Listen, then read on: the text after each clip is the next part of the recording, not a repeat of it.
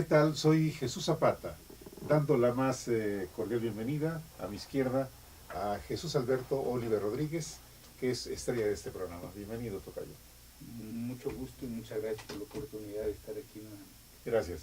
A mi derecha, Eduardo Villamil. Qué bueno que hoy te has dado el tiempo para estar con nosotros, porque tenemos un tema sumamente interesante que nuestro tocayo va a ir desarrollando. El Distrito Federal, vialidad, transporte y movilidad. Seguramente ahí tú me vas a platicar de tus propias experiencias. Pues sí, de lo que me toca a mí en Insurgentes Mixcoac. Muy bien. Tocayo, antes de que entremos propiamente al tema, como lo hemos promovido, hay dos grandes temas que nos tienen atentos a todo el mundo. El caso de Ayotzinapa. No podemos estar ajenos a este gran caso. Ayotzinapa. Todos somos Ayotzinapa. Todos somos, sí. Ese es el hecho. Y luego la otra, que es la parte de las elecciones. Importantísimas, porque seguramente va a haber muchas sorpresas en esas elecciones. Y sobre todo quienes vivimos en esa ciudad dividida en 16 delegaciones, yo creo que es un aspecto muy importante, quienes pueden llegar a ser primero candidatos de los diferentes partidos y luego la estrategia que van a estar manejando para poder acercarse a la gente. Platícanos algo de eso, tocayo. Pues mira, lo de Ayotzinapa que mencionas, si te digo que todos somos Ayotzinapa, es una realidad. O sea, no es algo, no es cuestión de tomar partido por esto, no. O sea, es un hecho que Ayotzinapa es algo que enlutó a la sociedad mexicana. Sí, sí, sí. Y que de alguna manera, como todavía pareciera que es un diálogo de sordos, o sea, ya la Procuraduría dio un resultado de N investigaciones, hay detenidos, el gobernador renunció y demás, y dio su versión, una versión ordenada de un proceso y demás. Pero del otro lado hay representantes de los padres, de los muchachos, que yo creo que algo les deben de pagar, ¿no? Ellos tienen, o sea, los abogados cobran, gánese, piérdese, ¿no? Cierto, ¿no? O sea, cierto, sí, los sí, abogados se encargan del caso, como sea.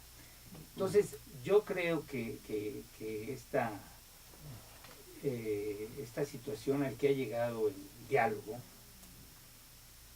hoy estaba yo platicando con mi esposa y me decía ella algo que me pareció muy importante, ¿no? Para mí no hay más que pensamiento mágico y pensamiento científico. O sea, cuando yo digo 2 y 2 son 4, no es pensamiento mágico. Entonces, yo creo, me dice mi esposa, dice, mira, yo creo que debería de formarse un grupo representativo de los padres, con una gente, o sea, que verdaderamente los represente. Y que bueno, ya el otro dijo su dicho. Pues ahora que los padres digan cuál es el procedimiento científico que ellos proponen. Porque ya el otro, lo que hizo, que podemos estar de acuerdo o no, si es verdad histórica, si es verdad oficial, si es científico, si es un procedimiento hechizo, podemos tener el juicio que queramos.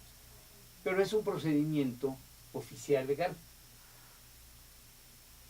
Pero para ellos parece que no vale.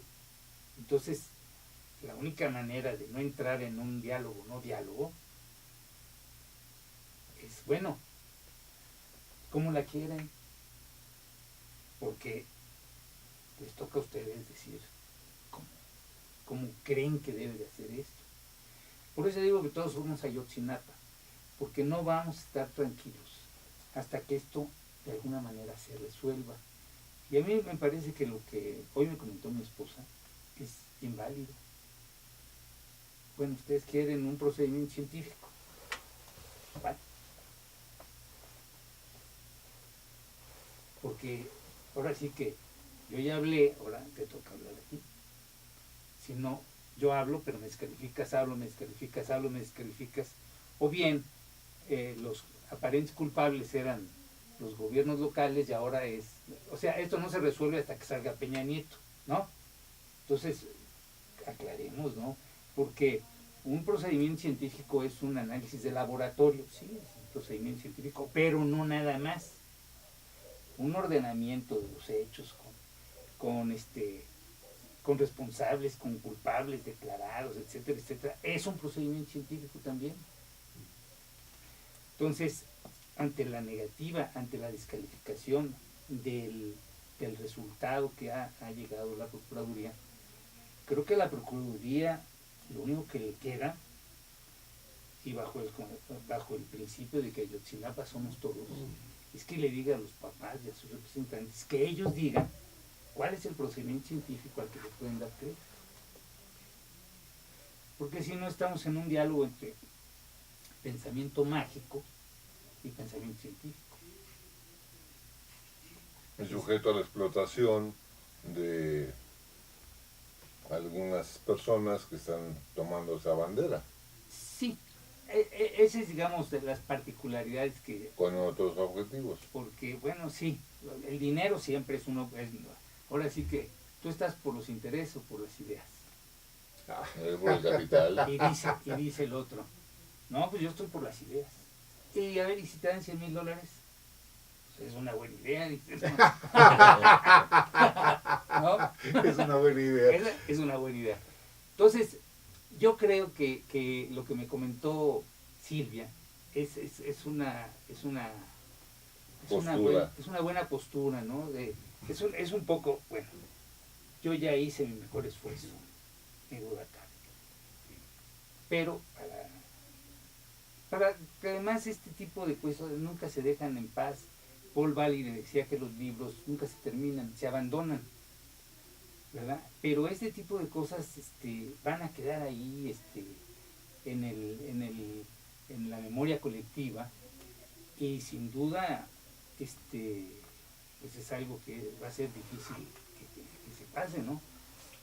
Esto yo así lo veo, ¿no? Tocayo, y si nos vamos al plano local de las delegaciones, de las 16 delegaciones del Distrito Federal, el ambiente es un ambiente que decíamos puede traer sorpresas. Aquí estamos en la delegación Benito Juárez. ¿Cómo percibes tú este acontecimiento histórico? Tú eres Benito Juárez también, ¿no? Sí. Yo pienso que la administración, digamos, de Mario Palacios y la actual de Jorge Romero, las dos filopanistas, pues necesariamente han tenido sus buenas, sus malas y sus regulares, ¿no? Necesariamente. Pero yo pienso que, digamos, en el último año, a lo mejor Eduardo coincide con esta opinión, como que se le fue el gas a Benito Juárez. O sea, como que el delegado fue muy acremente atacado por diferentes medios, por sus enemigos y demás. Y dio Paulo el incidente de Brasil también. El incidente de Brasil. Entonces, como que todas esas cosas lo disminuyeron, como a los toros cuando salen a... Sí, que le ponen la puya. Que le ponen las pullas son para que se disminuya. Entonces, como que en los últimos meses, digamos, antes había en el presupuesto participativo, de repente decían, bueno, pues se va a hacer y se licitó y este es el que lo va a hacer. Y este es el supervisor de la delegación. Y estas son las cosas que se van a hacer. Bueno, eso es un acuerdo con los vecinos. Se hizo 2 años, este año no se hizo. O sea, tenían la cabeza no sé dónde.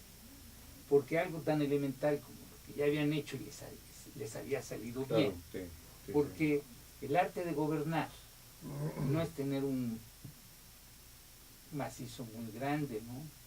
Sino es el arte de hacer acuerdos y ver que se cumplan. Ese es el arte de gobernar. Y yo creo que los candidatos a delegados para este periodo, los que se registren o los que de acuerdo al artículo 272 de la Ley de Participación Ciudadana, o sea, la gente puede llegar y aunque no se haya registrado puede poner José de Jesús Zapata Arce, y si lo ponen un número tal de gentes que Un gana, porcentaje. él es, aunque no se haya registrado, aunque no haya hecho el número de firmas y Es el artículo 272. 272, aunque no haya hecho el protocolo que pidieron para que los candidatos independientes se registren, hay ese que sobrevive, ¿no? O sea, la Constitución dice que los mexicanos tienen derecho a votar y ser votados. Consecuentemente, si una comunidad dice, yo quiero que sea Emiliano Zapata, el que nos conduzca, pues es con independencia de protocolos de que esté registrado. O sea, él va a ser el dirigente. O sea, hay que revivirlo. No, lo que te quiero decir es que homólogamente en las boletas va a haber 6 partidos. Pero si tú pones José de Jesús Zapata y todos van y ponen José de Jesús Zapata, ¿qué va a pasar a la hora del recuento? ¿Me explicó? Sí, claro. Entonces, ese es un comentario sobre los registros, los candidatos independientes, que ahora es una posición muy importante, porque bueno, es un esfuerzo ciudadano que hace que haya una sinergia necesariamente diferente. Pero por el comentario que yo hacía de que como que se les cayó el gas, entonces hay una serie de retrasos, rezagos.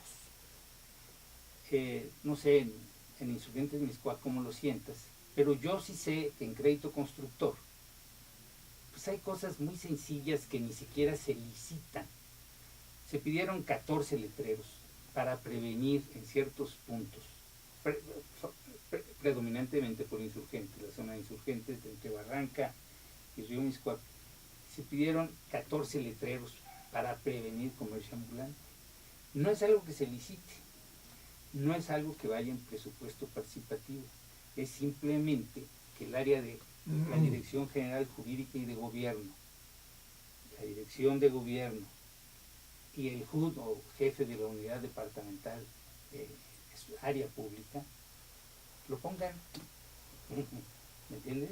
Sí, sí. Entonces, ¿qué sucede si estos 14 letreros que esta administración, la Dirección General, no acordó poner, porque no, como dijo el Destroyer, no, pues nada más no, ¿verdad? Bueno, es una oportunidad, digamos, por poner ese caso, para que las gentes que están concursando convoquen a los coordinadores ciudadanos de las colonias, por lo menos el de 2010-2013 y el actual, porque muchos de los actuales se han hecho omisos o no han funcionado, ¿no? Pero sí tienen que hablar con quien sepa cuál es el rezago.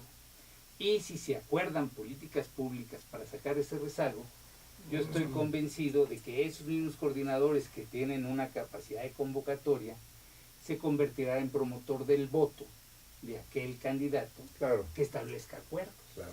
¿No? Firmados. Pues sí, porque esa es un poco la metodología del Plan Nacional de Desarrollo. Ya ves que el candidato hace una gira y va hasta los municipios, ¿no? Y lleva una serie de escribas que van tomando nota y todo. Y al final ordenan toda esa información y ese es el Plan Nacional de Desarrollo. Bueno, pues que hagan su plan delegacional de desarrollo. Ese sería, pues digamos, una sugerencia muy oportuna que le vendría bien a todos, ¿verdad? Porque los ciudadanos se sentirían que están participando en la conformación del plan de desarrollo de la colonia. Tocayo, hay un punto que aquí en esta colonia, que es la colonia de Nápoles, se ha hecho realidad, como en otras colonias, que son los parquímetros. Ajá. Ustedes ya vivieron esa experiencia, ustedes ya Sí. tienen parquímetros en su colonia. Exitosamente. Exitosamente. Son claro. una operación exitosa. En Ha crédito, sido una pues, buena opción, sí. pero la gente está resistente al cambio. Ya ves aquí, ya lo vandalizaron. Aquí afuera. Bueno, Lo lastimaron y no se puede poner las placas y bueno, no es normal que haya gente con ese nivel de coprocefalia. ¿Por qué? ¿Qué pasó con el taxímetro? Con el parquímetro, Con o el sea, taxímetro. le borraron, le pusieron un solvente al acrílico seguramente, lo mancharon y no se ven los números. Por eso tuve que esperar ahorita, por eso me tardé tanto. Tuve que esperar al muchacho de Ecopark y le dije, oiga, yo entiendo que eso es una vandalización, pero también Ecopark ha tenido una parte importante, yo creo, de ser muy drástico. Entonces, la violencia genera violencia. Claro, claro. Sí, Y la sí, sí. violencia genera violencia y y Es ya que han sido... ponen las arañas de una manera agresiva, ¿eh? No hay manera, vamos, pasa un segundo y si no tienes el crédito suficiente, te ponen la araña.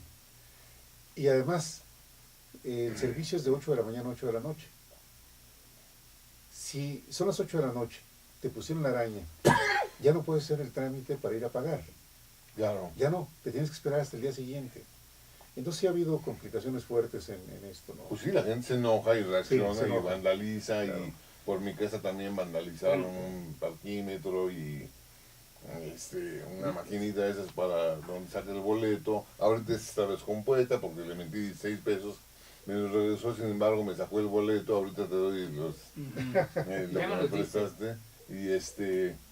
Y Y le pusiste ya sí, al coche. al coche. Sí. Pero yo, si me permiten, Sí. yo les voy a decir una cosa. La tarjeta de crédito tiene una tasa de interés que es la más alta del mercado.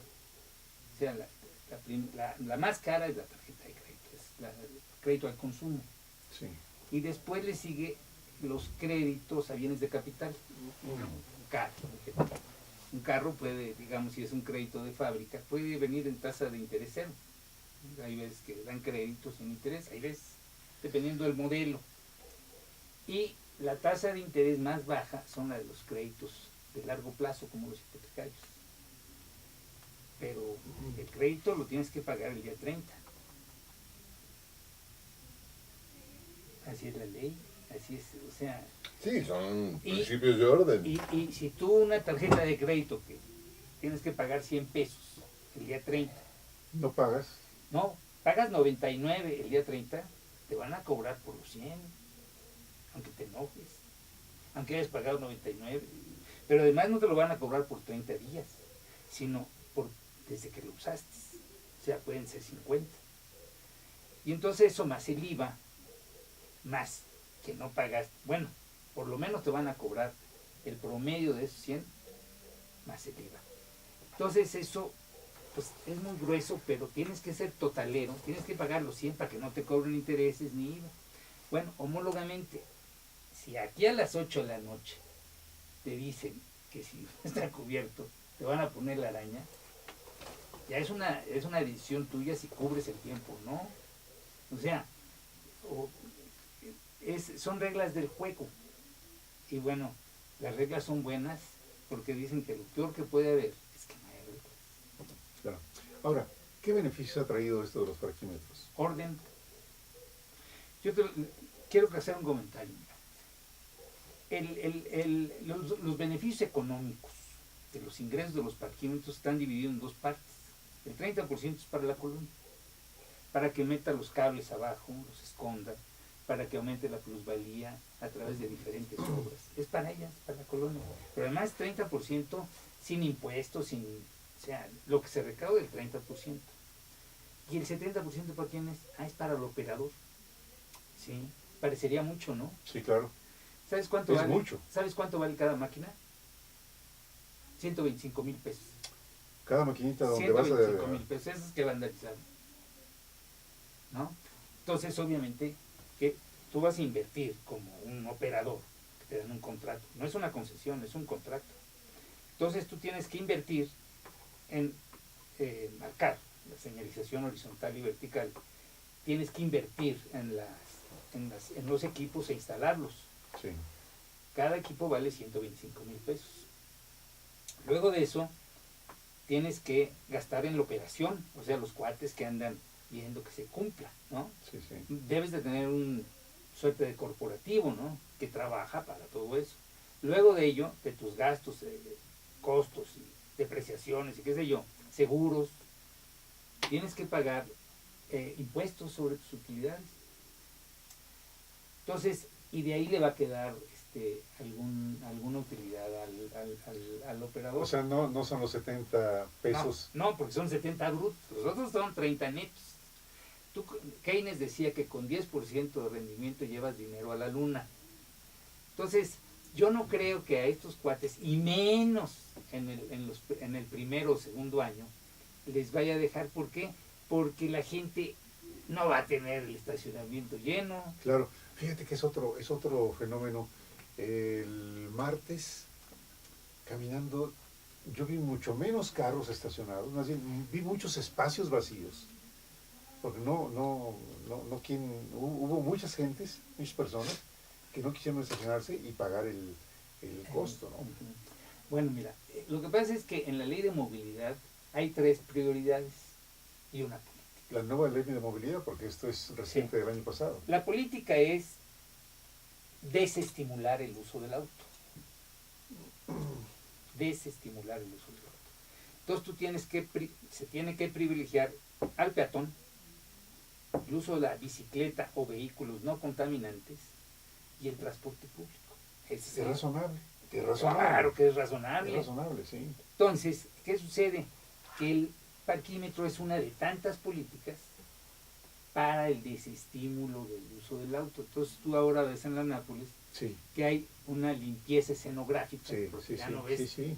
tan lleno el escenario, pero además la carburación, ya no hay tanto contaminante, porque buena parte de los contaminantes vienen de la carburación. Claro, por supuesto. Entonces todo eso pues mejora los elementos de la salud. Hay muchas gentes que opinan que las enfermedades degenerativas como el cáncer u otras, la contribución de los contaminantes en las grandes zonas urbanas es un incidente a considerar.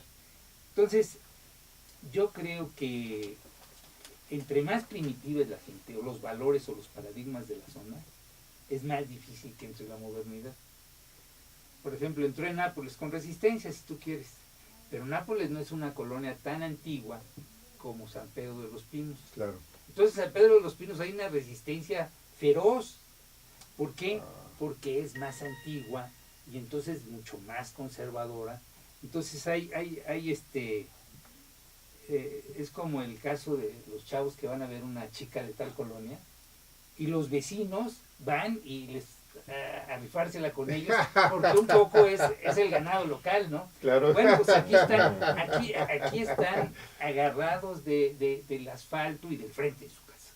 O sea, no reflexionan de que el predial es hasta el muro de su casa. Así la es. vía pública es la banqueta y el asfalto. Claro.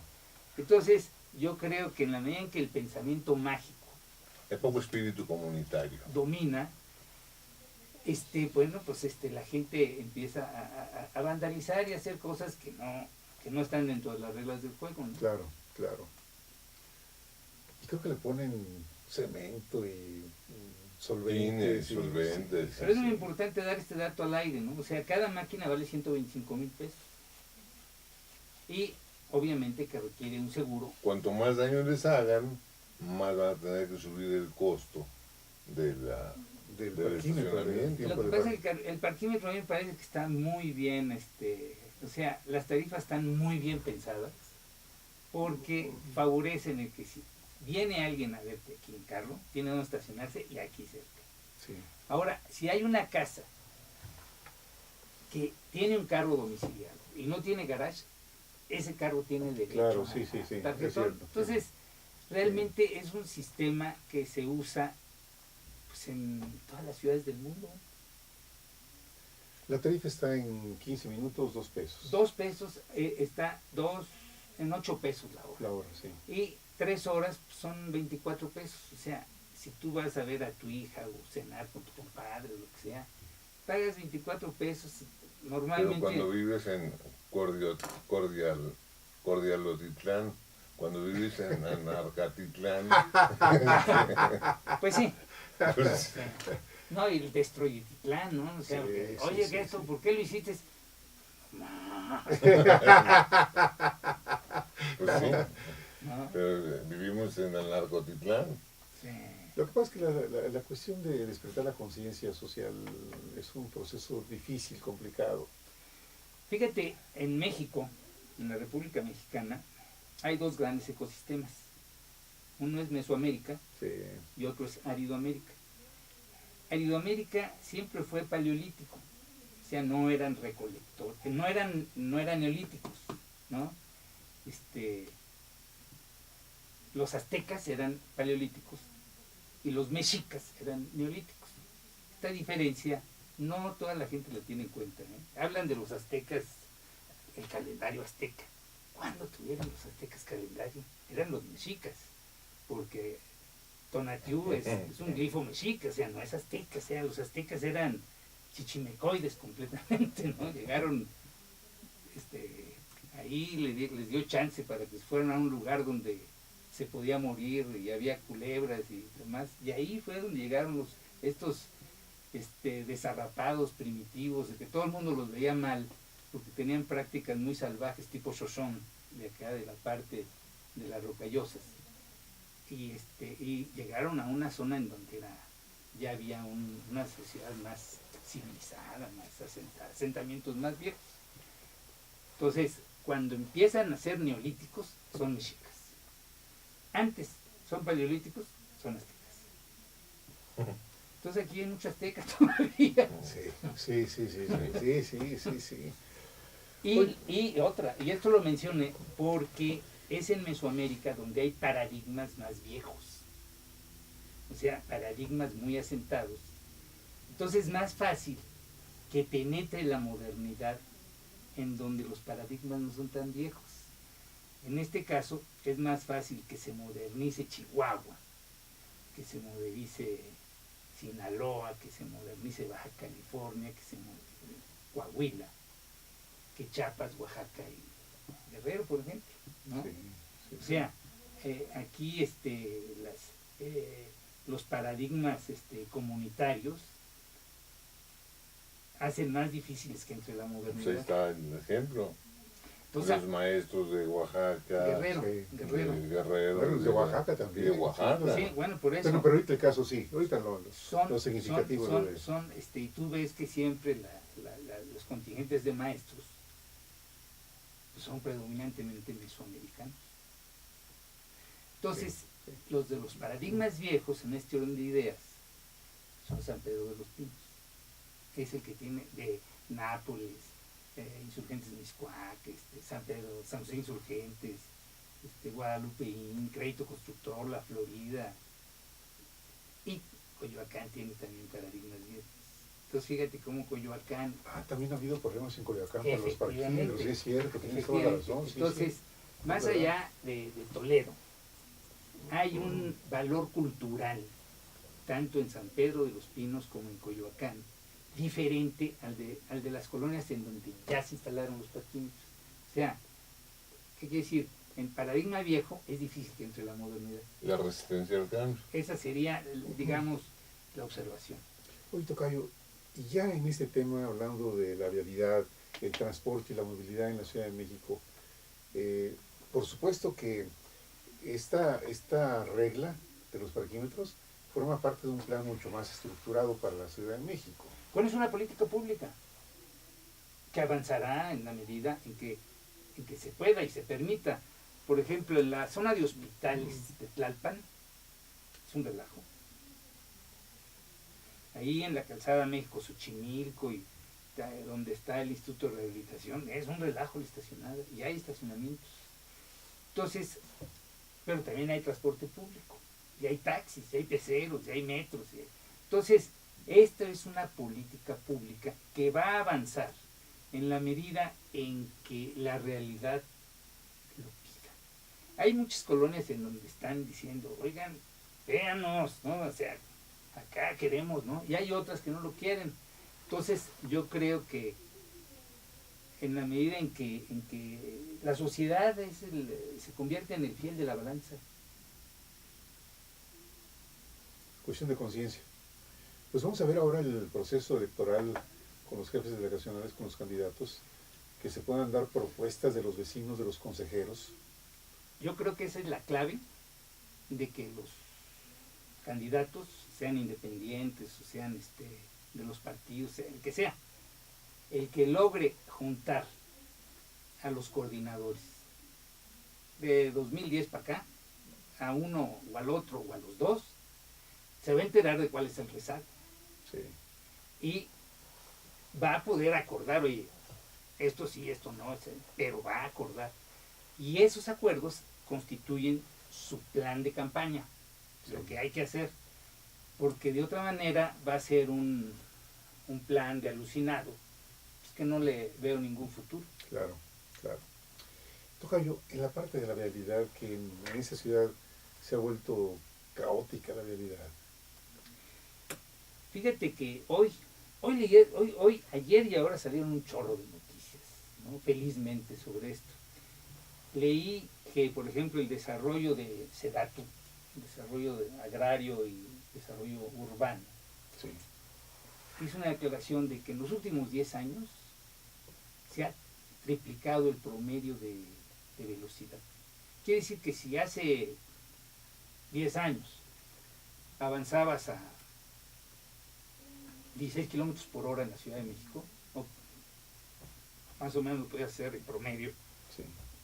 hoy en promedio lo puedes estar haciendo 6 a 7 Sí. kilómetros por hora. A paso de tortuga, claro. O sea, en eso se sí, traduciría. sí. Y eso pues aumenta mucho la contaminación, porque los carburantes son una parte sustancial de la contaminación. Claro, Entonces, si te digas bien, la política pública está muy bien planteada. Primero el peatón, después el transporte no contaminante, sea bicicleta, patín del diablo, patines, lo que quieras, movilizarte como quieras.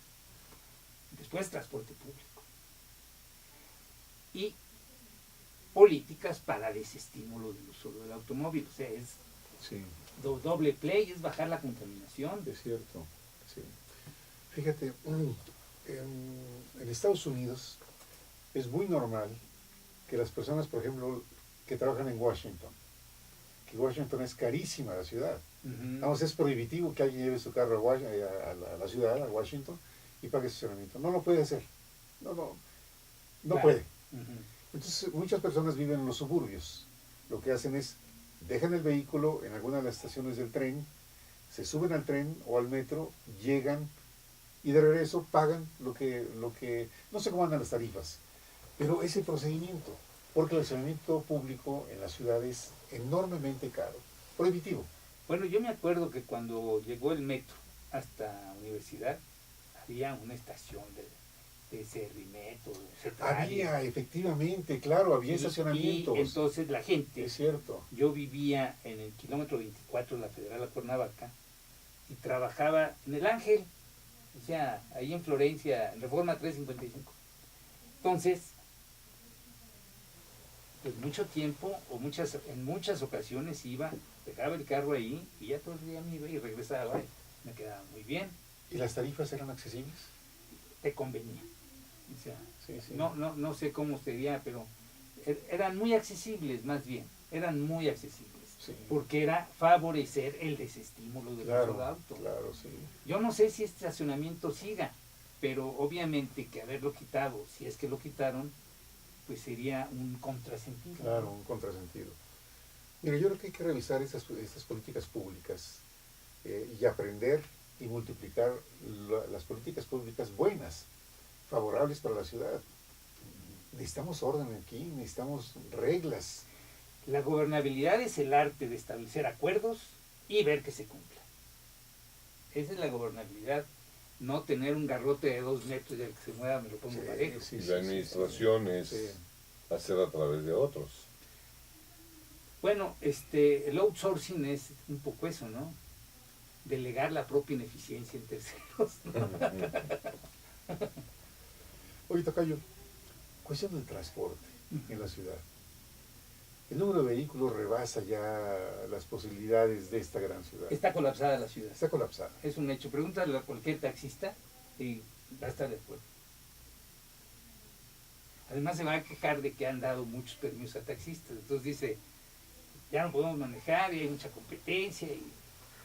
Entonces hay muchos carros, Sí, muchos carros. sí, sí, sí. Y somos muchas personas además. La explosión demográfica de la Ciudad de México sigue creciendo. Mira, cuando tú tomas un taxi y le dices, me lleva a tal calle, es inevitable que el taxista, si es inteligente, te diga con todo gusto, usted me dice por dónde. Exacto, sí. ¿No? Usted me dice por dónde. Sí. ¿Por qué? Porque se evita que crea que el otro le está paseando para cobrarle más. Error.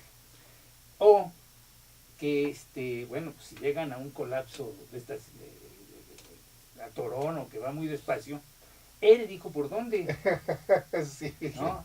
Entonces, pero sí, yo creo que la Ciudad de México ya se encuentra colapsada. O sea, para ir al centro, pues lo peor que se te puede ocurrir es llevar el auto. Sí, claro, Claro, claro, esas claro. son No, no, no, no. ¿No? Ya, calla boca. No, o sea, es absurdo. Porque si tú vas al centro, digamos del sur, vas a hacer una compra, lo que te conviene es Bellas Artes, porque en Si es realidad que puedes llegar a Bellas Artes. lo que pasa es que llegaste al perímetro, pero no te metas, te vas a meter por, no sé, a Tepito, esas calles. No, Aquí hubo, ¿verdad? O eje central. Entonces, Sí. tú llegas, porque si dices, no, me voy a estacionar pasando Tacuba, si no te dejaron pasar a la vuelta, ya te fregaste, porque Sí. te fuiste a a Peralvillo, y en tal la vuelta, no. Entonces, te conviene Bellas Artes. Pagas una cuota cara Cara. que te ayuda a estarte cualquier tiempo, si te quieres echar un café, te da tiempo y tienes ganas, pero sales también rápido. Entonces, o si llegas por Tlalpan, bueno, pues te quedas por Lorenzo Boturini, porque también es la entrada. Sí. No. O sea, la cuestión es que, pues hace rato tú decías, en Estados Unidos, si vives en un suburbio, llegas, te estacionas, pues es lo mismo. O sea, llegar a un punto que no te metes al centro es una, Sí, sí, sí, sí. es sí, una locura entrar al sí, centro. mala decisión. Es una mala decisión. Sí. Vas cargando el carro, un tráfico, ¿verdad? Y luego, ¿dónde lo dejas? Pues mejor toma un trolebús, o el metro. Ahora, ahí está la otra cuestión. El transporte público puede ser bueno, como el caso del Metrobús, pero es tanta la demanda, tocayo, y todo el día, Sí. aunque hay horas que son más difíciles, las horas pico, la entrada a las oficinas, la salida de oficinas. ¿Por qué razón no hay un transporte público eficiente? Ni lo es el Metrobús, ni lo es el metro tampoco. Yo creo que somos muchos. Acuérdate lo que decía Monsiváis, ya en 95, hace 20 años, ¿no? 95 es 5 y... Sí, 20 años. 20 años. Decía que ya estamos viviendo un momento posapocalíptico. Y él se preguntaba y se respondía, ¿por qué posapocalíptico? Bueno, porque lo peor que pudo haber pasado ya pasó, que es haber llegado a ser el número de gentes que somos. Sí. Entonces de eso debemos de tomar conciencia, porque todos estos elementos de políticas públicas son justamente frente a este panorama demográfico tan fuerte que tenemos, ¿no? Sí. O sea, la gente debe de tratar de vivir cerca, de llevar cerca a sus hijos a la escuela y de hacer todo cerca. Y por excepción trasladarse a otro lado. ¿Por qué? Porque es la casa de la risa si quiere hacer todo fuera de su colonia. Sí. Oye, tocayo, hay temas muy fuertes en esta Ciudad de México, como la línea 12 del metro. Fíjate que a mí me llama mucho la atención una cosa. Y he estado preguntando, haciendo mis consultas y oyendo y leyendo. O sea, a Ebrard ahora en la mañana Aristegui lo entrevistó. Él está haciendo... Bueno, pues él es el regente, el jefe de gobierno anterior, ¿no? Y ahora es Mancera. Entonces, a mí me llama la atención una cosa, que digan que es incompatible el riel con la llanta de fierro, porque funciona de Atlalilco a Mixcoac la línea 12, perfectamente. Además son unos vagones padrísimos, Sí, muy sí, anchos, sí. a toda. Sí. Pero no funciona bien en la línea elevada. Entonces, digamos, ya acabé, está mal el trazo. Digo, con mi ignorancia, ¿no? O sea, no estoy hablando más que como un villamelón en esto. Pero un villamelón que lee los periódicos, que oigo las entrevistas, que oigo opiniones. Le hablé a un sobrino que se llama Alfonso Gutiérrez de Velasco, jarocho, pero parece irlandés. Es un jarocho irlandés o al revés, ¿no? Y le dije, a ver, Poncho, él es ingeniero de estructura de la Torre Mayor y de la Torre de Vancomer, y tiene como 58 años, algo sabe. Claro, Y claro, le dije, claro. a ver, ¿tú qué opinión tienes de este asunto? Mira, yo en una obra hago el cubo del elevador y me voy. Y entonces viene Otis, y Otis mete el riel y el elevador. Pero si Otis mete el riel y luego le compras los Schindler Claro, Mitsubishi. sí, sí, o a sí, Mitsubishi, sí. entonces ya no va a ser lo mismo, ¿verdad? Claro, claro. Entonces él me dice, yo creo que ahí hubo una pifia que podrían dar por este tipo. Entonces empiezas a oír muchas opiniones. Sabludowski, lo oí hace menos de una semana, de 1 a 3, noticiero más oído de todo el planeta, ¿no? Sí. Y dice Jacobo, yo dije que había incompatibilidad riel con rueda de esto. Y lo sigo sosteniendo, y además ese tren nunca va a funcionar. Está bien, ¿no? Se vale, ¿no? Así como yo estoy diciendo todo lo que digo, se vale, ¿no? Pero me quedo yo también con mi opinión de que, bueno, de Atlalilco en Mixcoac funciona muy bien, pero en la ruta elevada no.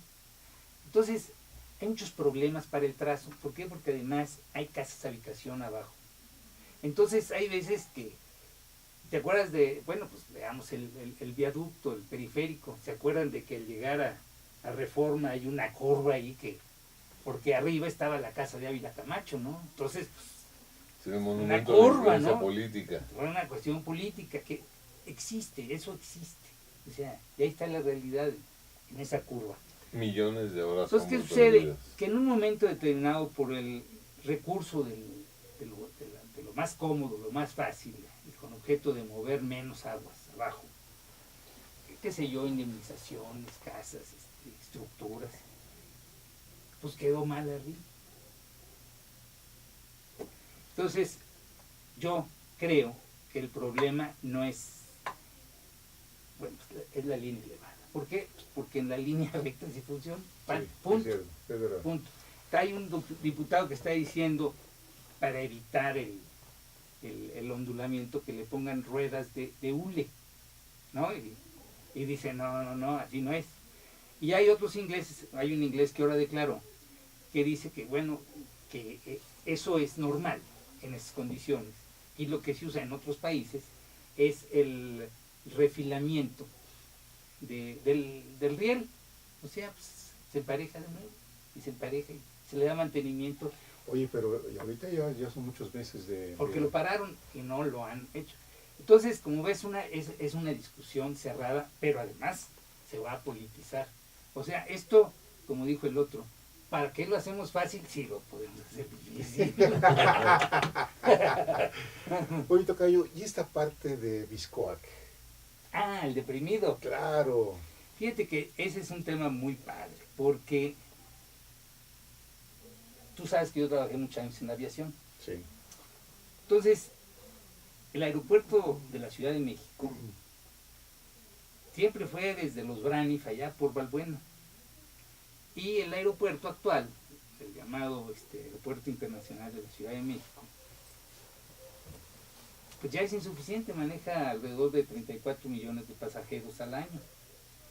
Entonces, después de lo que ya todo el mundo sabe, de cómo lo que pasó en el sexenio de Fox y los machetes del Estado de México y tal, ya vino la claridad.